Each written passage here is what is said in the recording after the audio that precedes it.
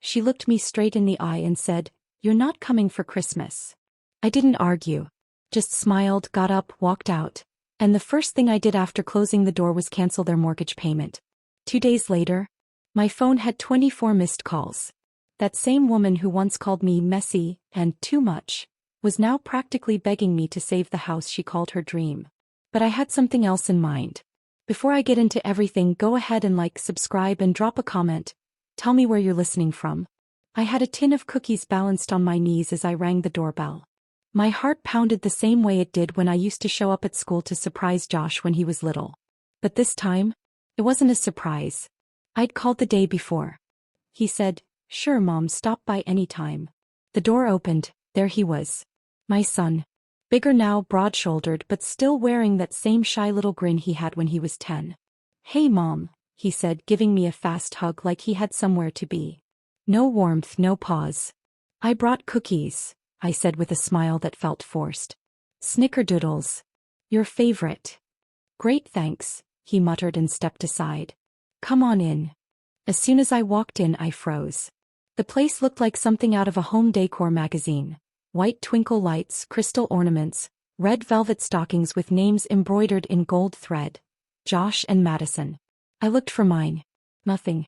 My eyes drifted to the wall of framed photos. My throat tightened. There wasn't a single one of me. Every picture was of Madison's family, color-coordinated outfits, ski vacations, wine tours.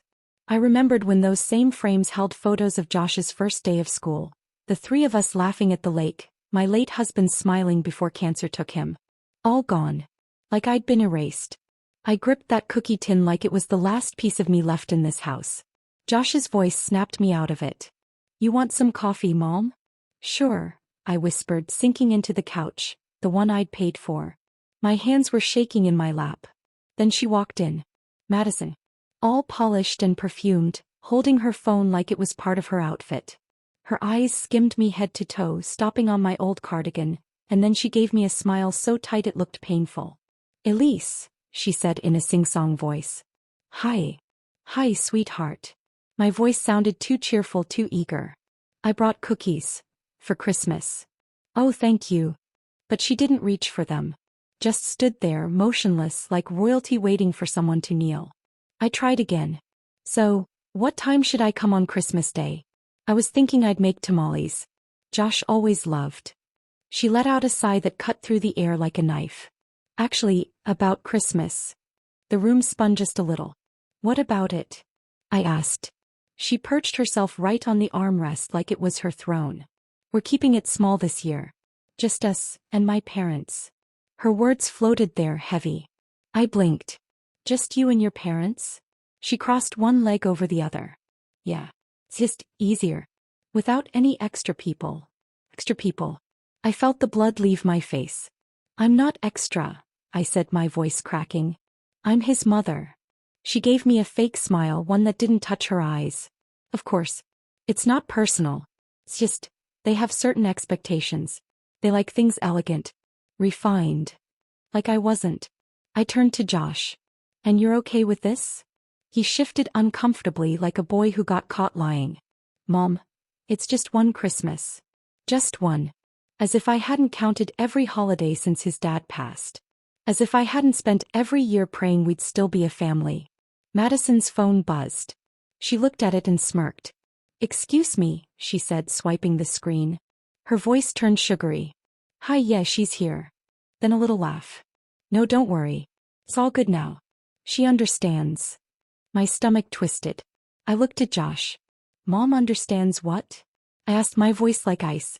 Madison didn't hang up. "That this year's private. We need peace. No distractions." Distractions. I repeated the word, slow, each syllable like a slap. She tilted her head and looked me over again like I was clutter. "You know how it is. We want atmosphere. Something cultured. My parents expect a certain conversation. And I didn't qualify." My voice shook. "So I'm not good enough?" Her smile sharpened. "You said it, not me." Her phone dinged again. The screen lit up. I didn't mean to look, but I did. Crisis averted. He bought it. A wave of heat rushed through me so fast I nearly choked on it. "Madison," I said, my voice barely above a whisper. What exactly do you think I bought? She slid the phone into her pocket like nothing had happened. Let's not make this ugly. Ugly. As if I was the one ruining things. I turned to Josh. My son. My only child. The one I worked overtime for. The one I sacrificed everything for. Say something, I begged. He looked away. Mom, please don't make this harder. The cookie tin felt like a block of cement in my lap. I stood slowly, my joints stiff with shame. I see, I said. But my voice didn't even sound like mine anymore. Madison's lips curled.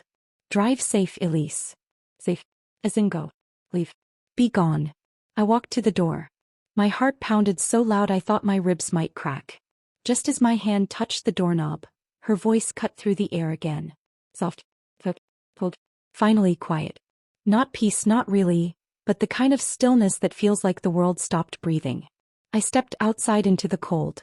My phone buzzed in my coat pocket. Madison's name lit up the screen like a flare. I didn't answer. My hands gripped the steering wheel so tightly my knuckles turned white. I stared at the house, their house. The one I helped build. The one I'd never step into again. My chest burned, not with sadness exactly or even anger. It was something else. Something deeper. A voice in my gut that said this isn't over. As I drove through the city, all I saw were Christmas lights, warm windows, families gathered around tables, laughter I could only imagine. I tightened my grip and forced myself to breathe. Just one Christmas, she had said. Like it meant nothing. But I knew better. The first time you're left out, that's the moment the door starts closing for good. That's when just this once turns into always. My heart pounded as the past rushed in. Too fast, too sharp. I saw those loan documents clear as day. My name scribbled at the bottom. Josh's hand had rested on mine when I signed. Mom, he said, I swear I'll pay you back the second I can. And I believed him. Of course I did. He's my son. I pictured my old kitchen, the calendar where I'd written Cancun, then scratched it out after Madison called, crying about the down payment. We just need a little help to get started, Elise. We'll make it up to you. Promise. So I gave up the trip. Delayed fixing my leaking roof. Sold the last of my gold jewelry. Also they could have that perfect house. And now I'm extra. My phone buzzed again. I didn't want to check it, but something told me I should. Instagram. Madison's post was glowing on my screen like poison. Christmas is about class, not chaos. Followed by 3 laughing emojis. Right underneath it, Josh had liked it. My chest clamped so tight I thought I'd break in half. Plus. Chaos. Is that what I was now? Chaos? I nearly pulled over just to scream. Instead I pressed the gas harder, blinking through tears that burned like acid. By the time I pulled into my own driveway, my fingers ached from how hard I'd held the wheel. I sat for a minute, staring at the cracked paint on my little house. The one I nearly lost because I prioritized theirs. Inside, the cold slapped me right in the face. The heater was out again.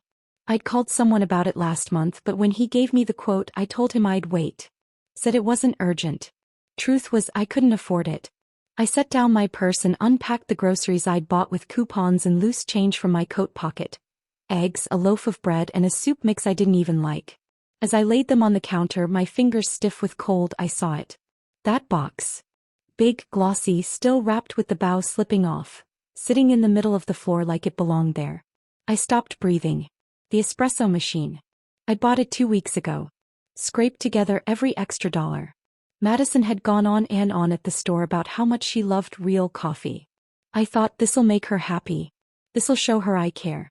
I stepped closer and stared at it. Untouched. Wanted. That's when it hit me. I thought giving was love. I thought sacrifice meant family. But tonight it hit like a punch. I was wrong. With shaking hands I picked up my phone again. Her post was still there.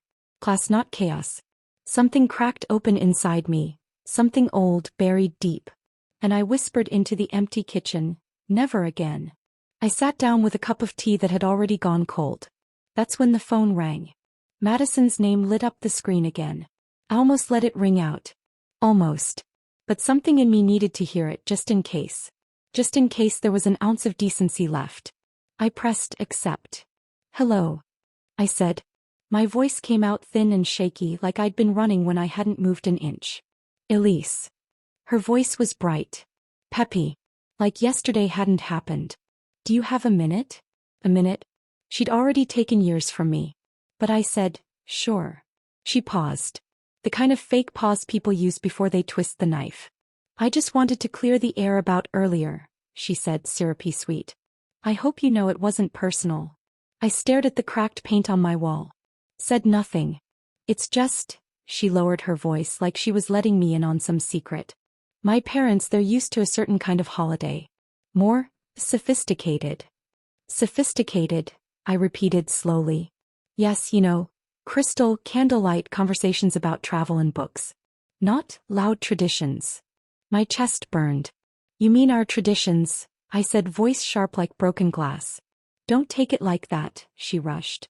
It's just, they're not used to things like. Her voice faltered. Tamales, I said, gripping the edge of the table. You mean tamales? She hesitated, then said it. They're just heavy, messy. We're aiming for something clean, elegant, curated. Curated. That's what Christmas had become in their house. A staged photo op I wasn't invited to. I couldn't speak. I knew if I opened my mouth I'd scream. Elise, she said softly. Then, like offering me a treat, she added, look, maybe you can still swing by. For dessert. You know, if everything goes smoothly. My fingers dug into the wood of the chair. Things go smoothly. Yeah, just, no drama, she continued. We'll put out a little plate for you. Like I was some stray mutt they might toss scraps to if I behaved. I swallowed the lump in my throat. Right. Dessert, I muttered. Her voice turned all bright and sweet again. Perfect. We can make this work. My parents will be thrilled if everything feels elevated. I wanted to laugh. Or cry. Or both. Instead, I just whispered, I understand, and ended the call before she could say anything else. My hand was shaking so bad the phone nearly slipped out. I dropped it on the counter and gripped the chair like I was holding on for dear life. For a second I thought I'd be sick. Then the tears came hot, angry, and fast. I sat there in the cold, dark kitchen staring at nothing. My chest felt hollow. This was the same table where my husband used to sit across from me, holding my hand whenever life got hard. He'd understand, Madison had said. He'd understand, I repeated to the empty room, and my voice cracked in half. She used him. The ache in my throat tightened until I couldn't breathe. I picked up the phone again, not to call her back but to see. To know. I opened Instagram. And there was. The first story hit me like a punch. Her hands. Perfect manicure. Diamond ring glittering. Wrapping a bow around my espresso machine. Caption, from us to my amazing parents. My vision blurred. I blinked hard. But those words didn't go away. From us. Not a word about me. Not even a thank you. My gift. My money. My love. Erased like I'd never been part of it. I sat there trembling. The cold creeping up my spine, the tea on the table long gone cold, and I couldn't move. Couldn't think past the roar in my ears. This wasn't about coffee. Or dinner. Or one stupid Instagram post. This was years. Years of me giving, bending, sacrificing. Of putting their comfort before mine. Of trading my future for their dreams. And for what? So I could sit here begging for a slice of dessert at a table I paid for? Something inside me shifted then, quiet, firm, and dangerous. I wiped my face with the back of my hand and stood up. My legs steady now. I crossed the room to the old filing cabinet. Rusted, dented, paint chipping. Proof. Proof of everything I'd poured into their happiness. I gripped the handle. Pulled it open. The drawer groaned. Stacks of paper stared back. Mortgage statements. Wire receipts. Every reminder of what I gave, and what they took. I ran my fingers across the top envelope, feeling the weight of every dollar. Heavier than I remembered. I spread them out across the kitchen table like evidence. Like crime scene photos. 5 years of it. 5 years of bleeding $3,000 a month into a house that never belonged to me. Each page screamed. $3,000. $3,000. Again and again. My eyes burned. But I didn't cry. Not anymore. The moment I saw my espresso machine on her Instagram, gifted to someone else like it meant nothing, my tears dried. I picked up the oldest statement. December 5 years ago. I remembered it too well. Madison on the phone, soft voice, sweet like syrup. Elise, we're so close. If we don't close this week, we'll lose the house.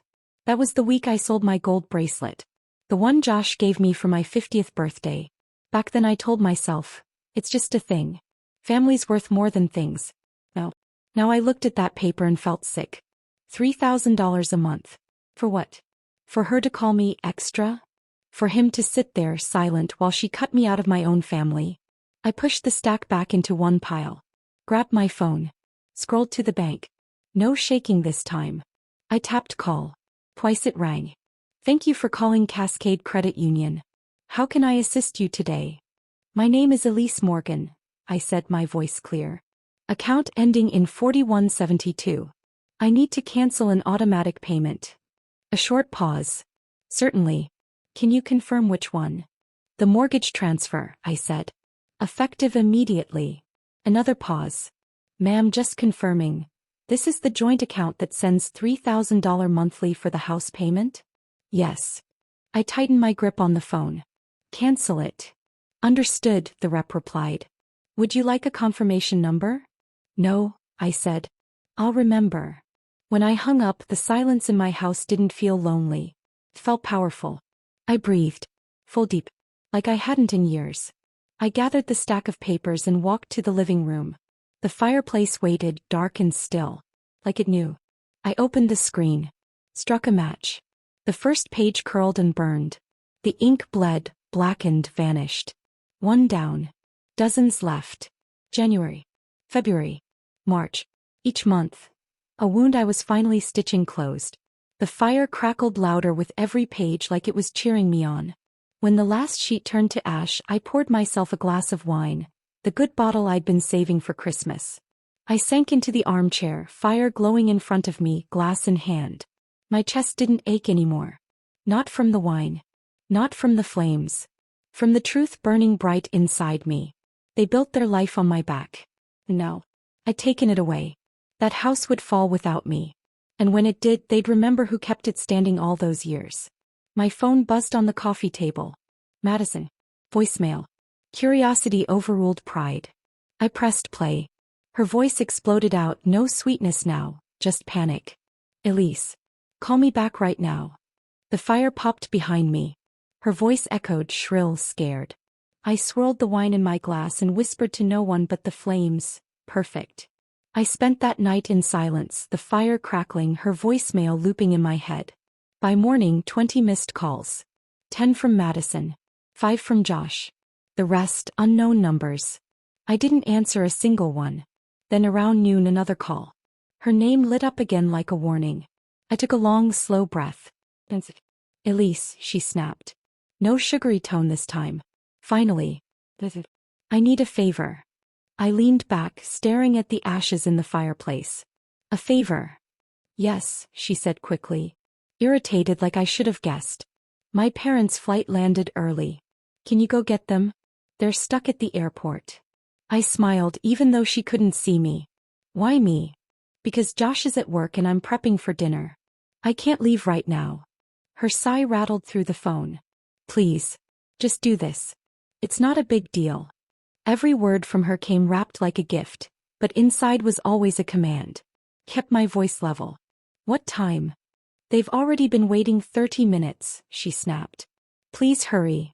Then she added, cold as ice, and Elise, wear something decent. My silence stretched long enough that she had to clear her throat. You know, she said, trying to soften it. Neat. Presentable. They notice those kinds of things. It matters to them. I stared at the cracked paint on my kitchen cabinets and whispered, of course. Thank you, she said, voice melting into fake sweetness. You're a lifesaver.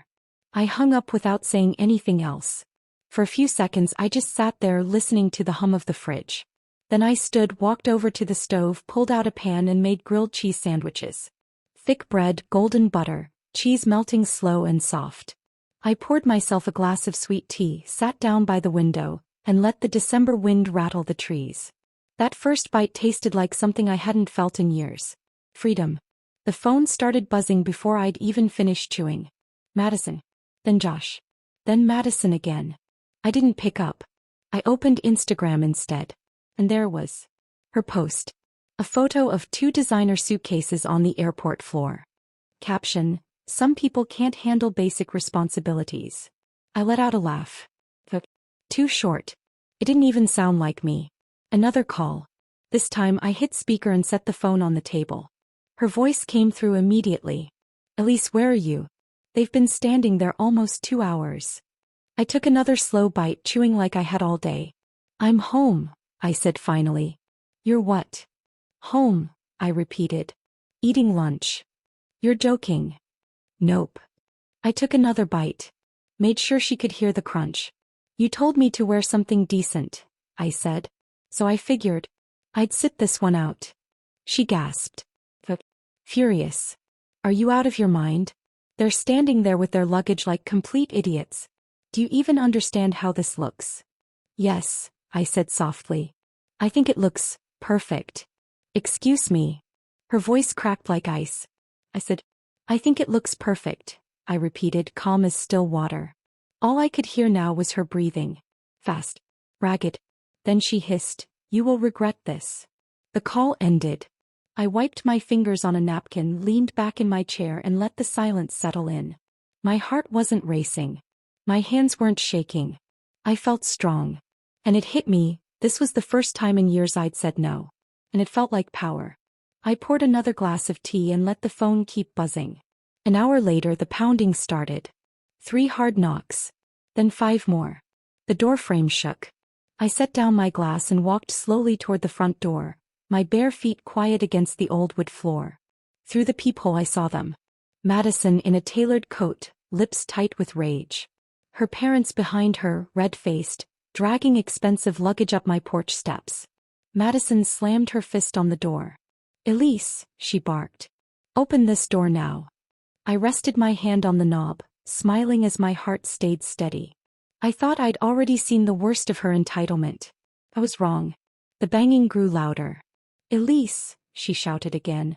Open this door. I stood still, hand on the knob, listening to her voice slice through the wood. I could picture her, flushed red, jaw clenched, eyes lit with that fake superiority she wore like perfume. Another round of fists hit the glass. You're humiliating us, she yelled. Do you even care what you've done? Humiliating them. Not a word about how they gutted me days ago. No apology. No reflection. I unlocked the door. Swung it wide open. Madison barreled in first, her coat flying behind her like some royal cloak. Her parents followed, dragging those designer suitcases across my scuffed wood floor. Their faces, twisted in rage. You embarrassed us, she snapped, voice sharp enough to crack the air. Do you even realize how we looked? Standing there like idiots while everyone else got picked up. I crossed my arms, unmoved. And yet, you found your way here just fine. Her cheeks burned red. That's not the point. She jabbed a finger at me like I was some rebellious teenager. My parents. Do you know who they are? Yes, I said. People with legs. They walked. Her father stepped forward then. Cody. Silver hair. Expensive coat that probably cost more than my car. His voice boomed like he expected the walls to shake. You listen to me, he thundered. We don't tolerate disrespect. You think you can humiliate my family? I'll make sure everyone in this town knows what you really are. I tilted my head.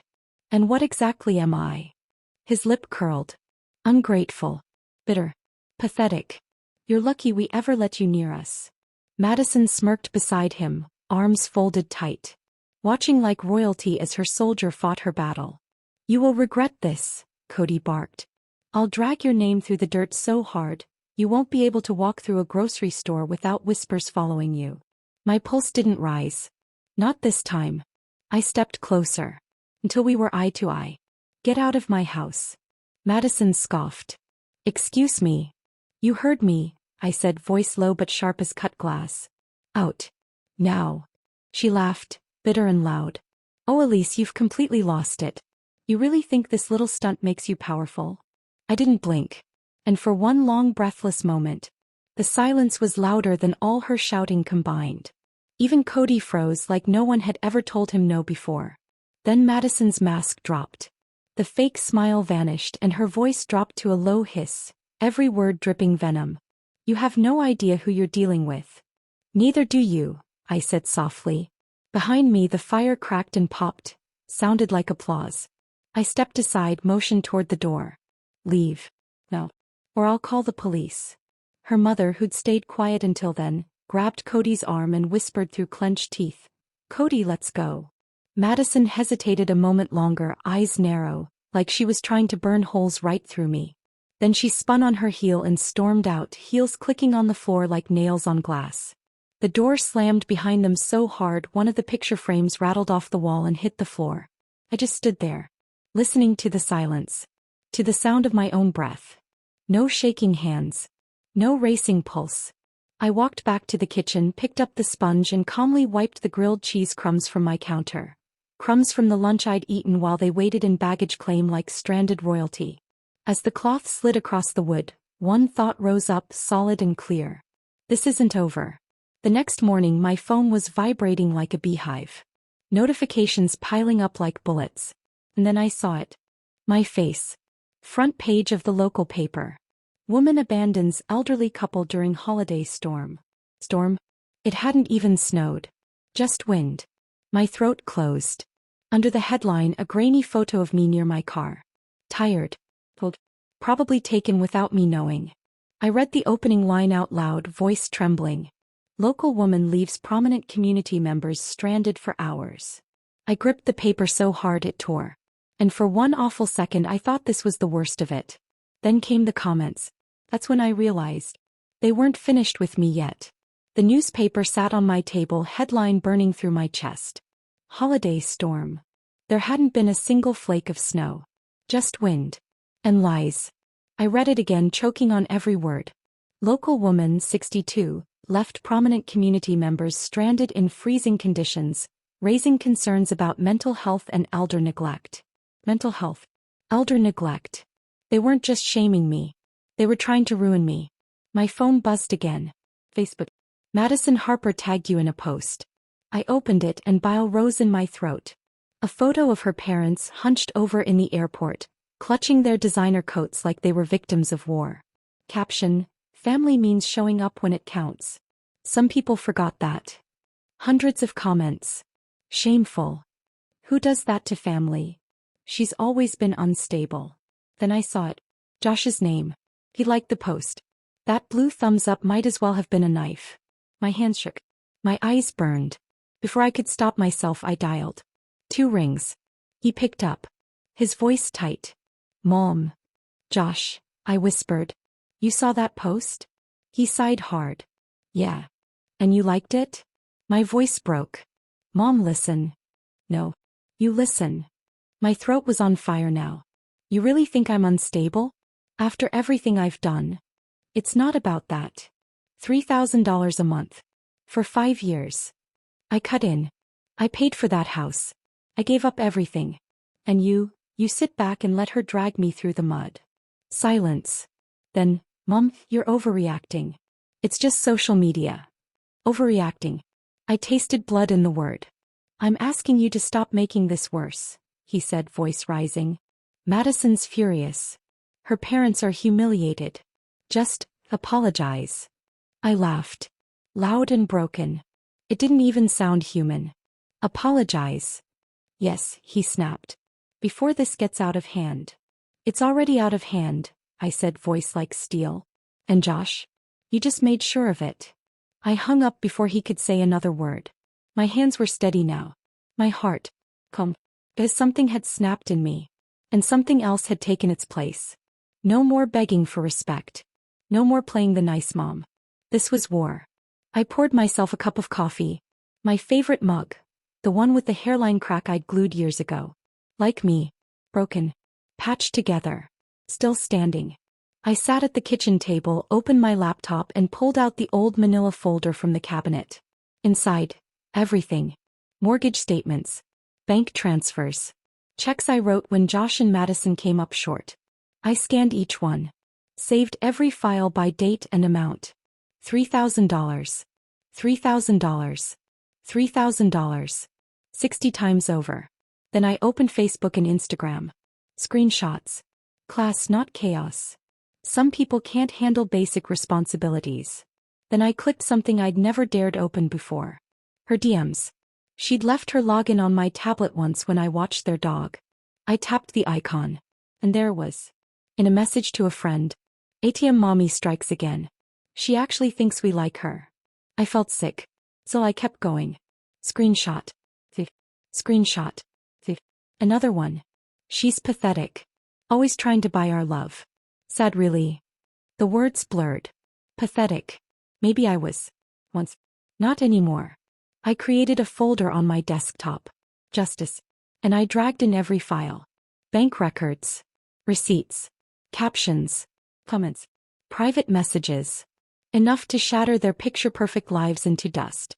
When the last file was saved, I reached for the calendar on the fridge. December. The 24th stared back at me. Like, not anymore. I grabbed a red marker.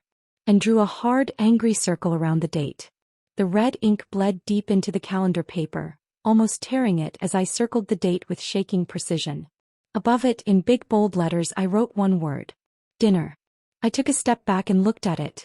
That red ring glowed like fire. They thought they had humiliated me. But Christmas Eve? That's when the real meal would be served. I stood in front of the mirror, smoothing the black dress down over my hips. It wasn't new. Nothing in my closet was. But it was sharp. Strong. The kind of dress a woman puts on when she's done being invisible. I clipped on my pearl earrings. The last gift my husband gave me before cancer took him away. I whispered to him under my breath. Watch this. On the counter, the leather folder waited. Inside. 5 years of receipts, bank statements, transfer records, and screenshots. Proof. Proof strong enough to burn down their picture-perfect kingdom. I slipped on my blazer, picked up the folder, and stepped into the cold night without looking back.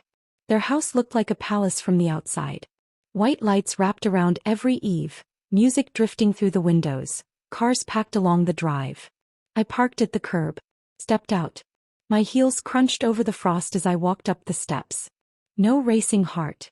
No trembling hands. Just calm. Pure and full. I rang the bell. And the door opened. There she was. Madison. Hair flawless. Dress perfect.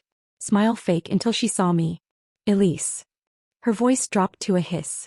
What are you doing here? I smiled slow and sharp. It's Christmas, Madison. You invited me for dessert, remember? Her jaw clenched. This isn't a good time. Then it's exactly the right time, I said and stepped right past her before she could block me. Gasps echoed through the house. The dining room stretched out in front of me like something from a magazine.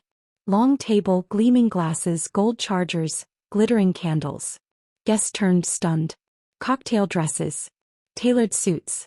And there was Josh standing by the bar, drink in hand. His face went white. Mom. Hi, sweetheart, I said, all sugar. You look surprised. Madison hurried after me, her voice tight and low. You need to leave. Now. I turned, keeping my smile in place for the crowd. Why would I leave? Family is everything, right? That's what you posted. A few people chuckled nervously. Madison's frozen smile flickered back on. Of course. We just weren't expecting you. Then consider this a surprise. I walked to the dining table and laid my leather folder down in the center. The thud echoed across the room. What's that? Someone whispered. I opened it slow, like a lawyer making her final argument. Evidence, I said softly. 5 years of love, in dollars and cents. I laid out the first stack. Bank statements. The chandelier above lit the numbers like spotlights. $200,000, I said clearly. That's what I paid for this house. For their life. I looked up at the crowd. $3,000 a month. Every month. From my account to theirs. So they could have this. I waved at the gold-trimmed table, the curated perfection. A ripple of whispers swept through the room. Someone near the end of the table muttered, "Holy hell." Madison turned pale. Elise, stop this. Oh, I'm just getting started.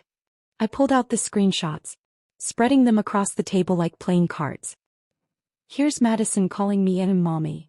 Gasps. A sharp laugh from somewhere down the line. Madison lunged.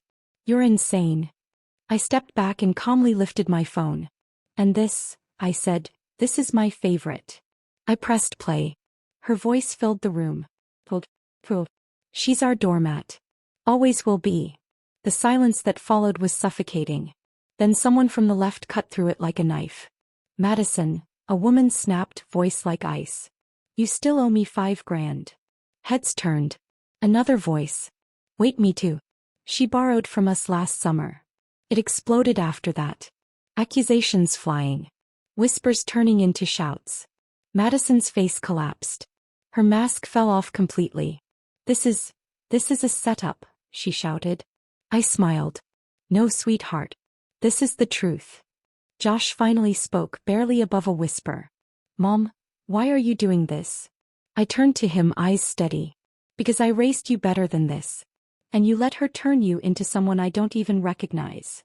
His lips parted. But nothing came out. I gathered the last paper, slid it back into the folder, and straightened my blazer. My voice was soft. Gentle even. "Enjoy the meal," I said. "It's the last one I'll ever pay for." And I walked out. My heels clicked against the hardwood like a countdown to the life they just watched go up in flames. 3 months.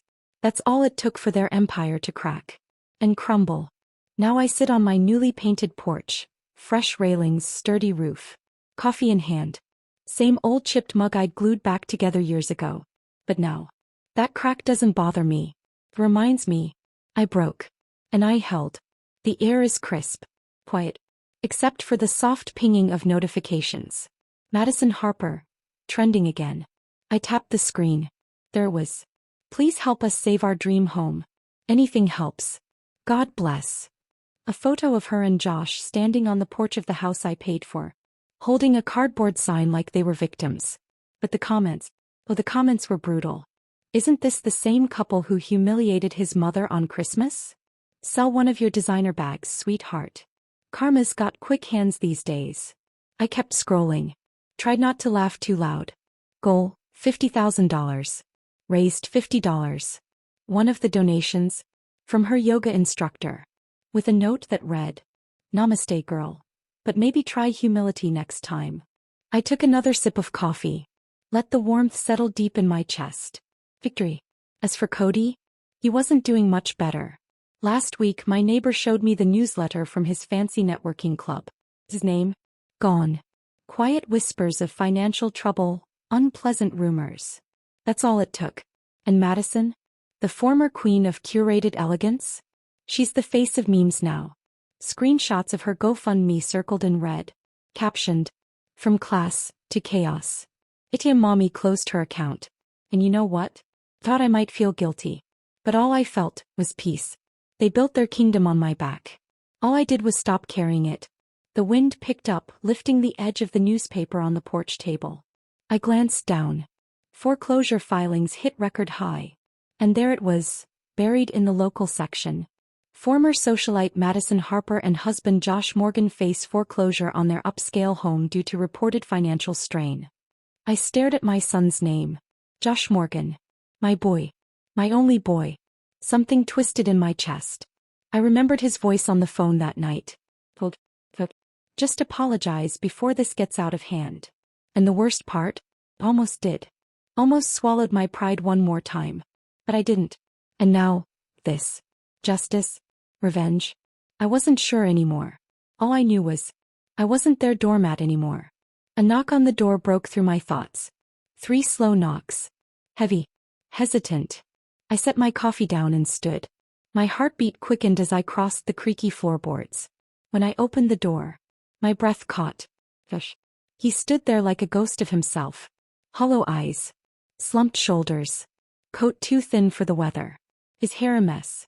Face pale and drawn. Like life had scraped him raw. "Mom," he said softly. His voice cracked like old wood. And just like that, the war in my chest started all over again. He looked like a man carrying the rubble of the world he built. And then watched fall apart. "Mom," he whispered again. I gripped the door frame, torn down the middle. Part of me wanted to slam the door and never look back. The other part? Wanted to pull him in. Hold him like I did when he was 5 and had nightmares. Only this time the monster wasn't under his bed. She was sleeping beside him. "Josh," I said flat and low. "What do you want?" He flinched like I'd hit him. "Please. Can I come in?" I stared at him. Then stepped aside without a word. He walked in slowly, glancing around like the house had changed. Maybe it had. He hadn't been here since the day I signed away my savings for his dream. The silence between us was thick as fog. He sat down at the kitchen table, hands clasped like he was bracing for a storm.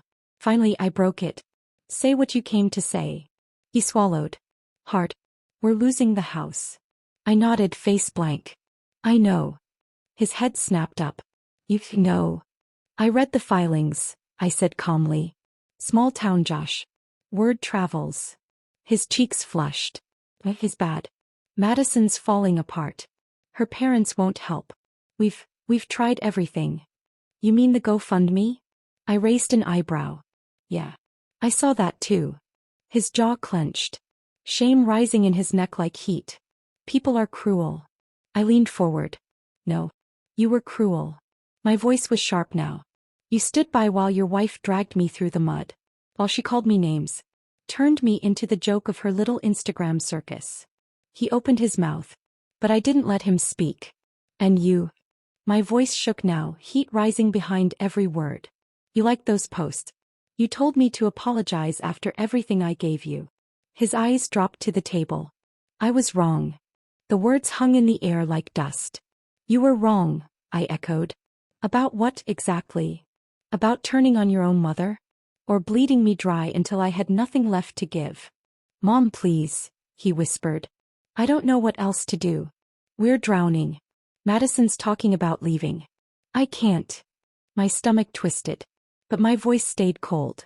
What do you want from me? I already knew the answer. Money. His silence answered for him. I let out a bitter laugh. Oh, you're unbelievable. He lifted his head, and I saw it. Desperation. Raw and real. Mom, I'm begging you. Just enough to stop the foreclosure. I'll pay you back. I swear. Stop, I said, lifting my hand. The weight of 5 years pressing behind it. You already swore once.